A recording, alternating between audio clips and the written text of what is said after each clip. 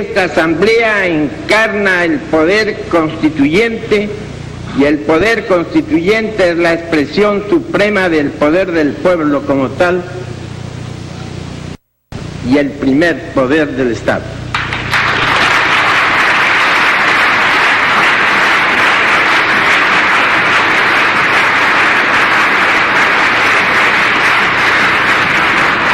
Este poder no admite condicionamientos, limitaciones ni parámetros.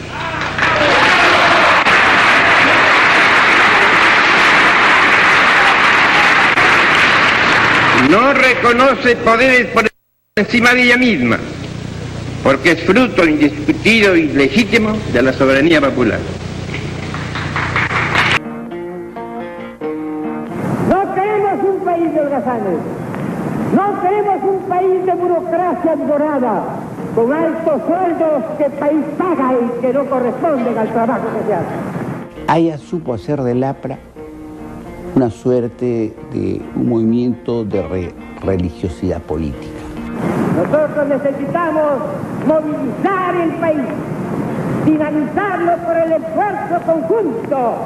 El hecho de que hubiera hecho de la política la pasión de su vida. Víctor Raúl Aya de la Torre nació en Trujillo el 22 de febrero de 1895. Era el primogénito de la familia conformada por Raúl Aya y Zoila Victoria de la Torre. Su padre provenía de la Serranía de la Libertad, mientras que su madre pertenecía a las familias aristocráticas de Trujillo. En total fueron 5 hermanos, 3 hombres y 2 mujeres. Cursó sus estudios en el Colegio Seminario de San Carlos y San Marcelo, tanto la primaria como la secundaria. Compartió las aulas escolares con su hermano Agustín y con su primo, el futuro pintor Macedonio de la Torre, con quien estuvo una estrecha amistad a lo largo de la vida. Terminada la secundaria, se matriculó en la Facultad de Letras de la Universidad de la Libertad en 1913. Poco después lo encontramos colaborando con el famoso Grupo Norte, que tuvo como inspirador al filósofo Antenor Orrego.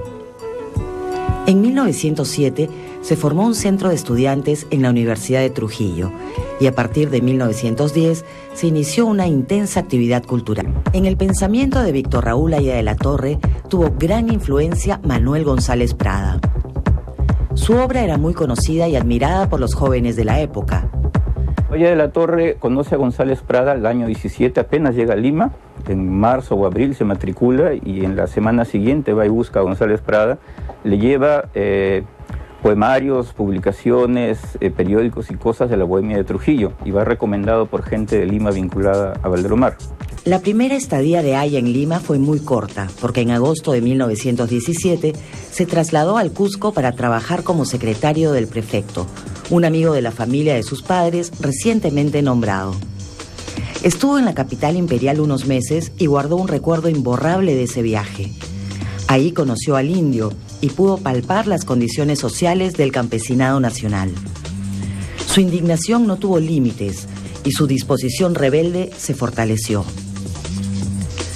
Regresó a Lima unos meses después y ya en 1918 lo encontramos matriculado en segundo año de Derecho en San Marcos. Pero sí, él se revela allí como un caudillo importante, es un caudillo de masas, con una oratoria fenomenal, que convoca a los estudiantes en las calles en apoyo a los obreros y que al mismo tiempo acaudilla a los obreros en sus reclamos ante el ministerio.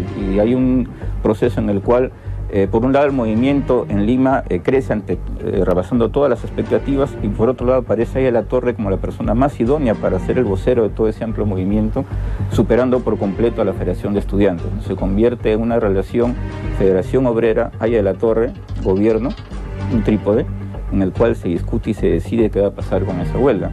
Y eso además se eleva como un personaje nacional, Aya de la Torre, de quien ya se habla en los periódicos, sale fotografías, noticias, entrevistas, la persona del momento. En marzo de 1920 se reunieron delegados estudiantiles de estos 4 centros de estudios en la ciudad imperial. El acuerdo más importante fue la conformación de las universidades populares, que años más tarde adoptaron el nombre de González Prada. Fue electo rector y al dejar la presidencia de la Federación de Estudiantes del Perú, contó con un instrumento organizativo para plasmar la idea de la unidad entre el obrero y el estudiante.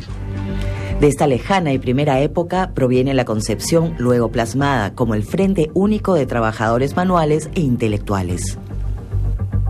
Que cuando se presenta la oportunidad en la universidad de llamar a los obreros y formar el Frente de Trabajadores Manuales e Intelectuales, este frente nace de la realidad antes que de la teoría. Esta es una cosa muy importante que hay que decirla, porque la mayoría de los intelectuales y de los sociólogos o de los políticos primero anteponen la teoría y después tratan de ajustar la realidad a la teoría. Leguía dejó pasar unos meses, pero finalizando 1923, la policía política apresó a Haya, que se declaró en huelga de hambre hasta que fue deportado a Panamá. Haya de la Torre tiene que salir deportado por la fuerza de la circunstancia, porque estaba preso después de del problema del Frente de Trabajadores Manuales e Intelectuales de la jornada de las 8 horas. Fue perseguido y tomado preso y estuvo en el frontón. Y en consecuencia allí, la única manera de poder salir del país es declararse en huelga de hambre indefinida. Pero una huelga de hambre seca, sin agua y sin alimento, que es las más difíciles de poderse mantener. Y de esta manera logra que lo deporten y sale a Panamá.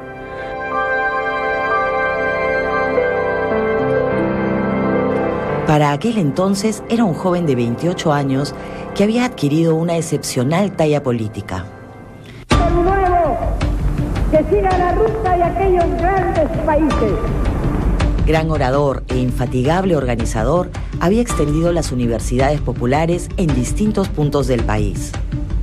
Asimismo, era reconocido internacionalmente como uno de los líderes continentales de la nueva juventud, que irrumpía en diversos países de América Latina contra las antiguas oligarquías y el imperialismo. Haya estuvo unas semanas en Panamá, siguió a Cuba y se detuvo un tiempo más prolongado en México. Ahí participó de una ceremonia en la cual entregó la bandera de Indoamérica al presidente de la Federación de Estudiantes de México.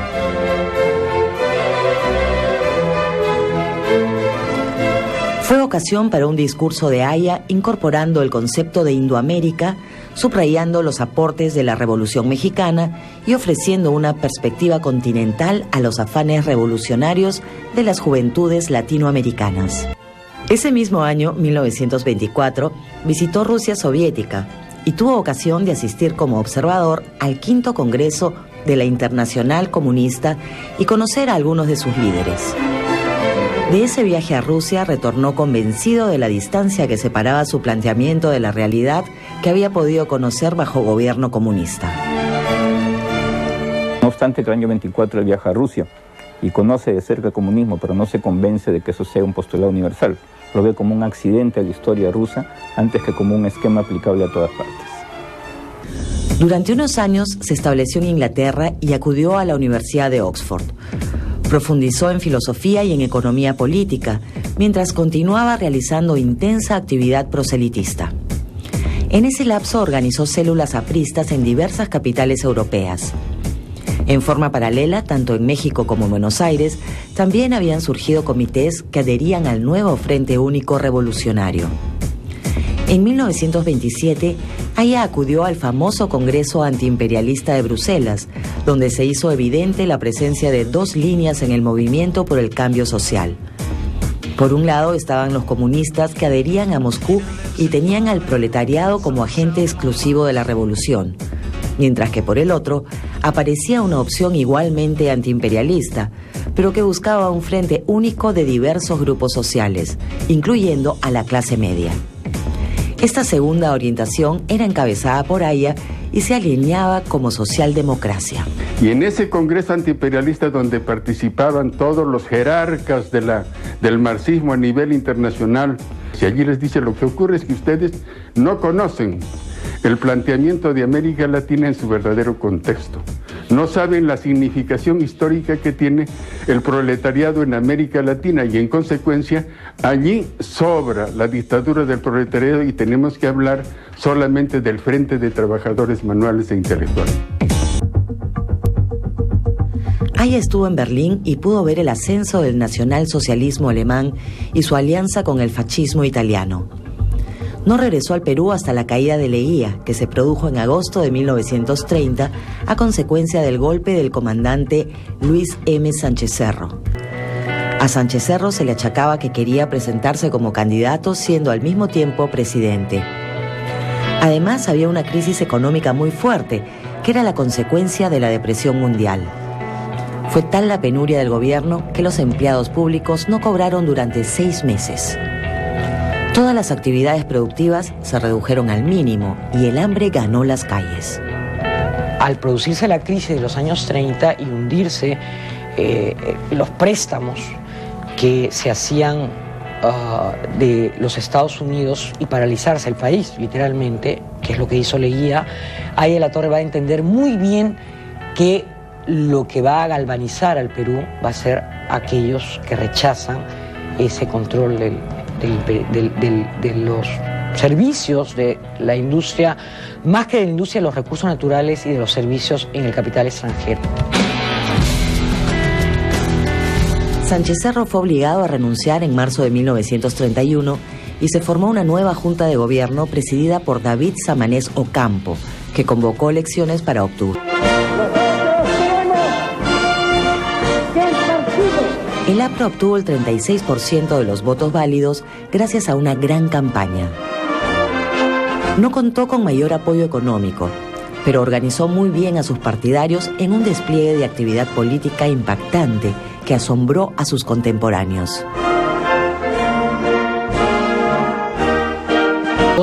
Pero para él el partido tenía un rol fundamental para llegar al poder. No era un independiente, no era un tipo que pensaba en que esto se lograba espontáneamente, sino tenía clara la construcción de un partido que es el partido sólido que hemos visto que logró sobrevivir 30 años en la clandestinidad. No cualquier partido sobrevive y no se descompone en la clandestinidad, cosa que no ocurrió con el partido aprista, ¿no?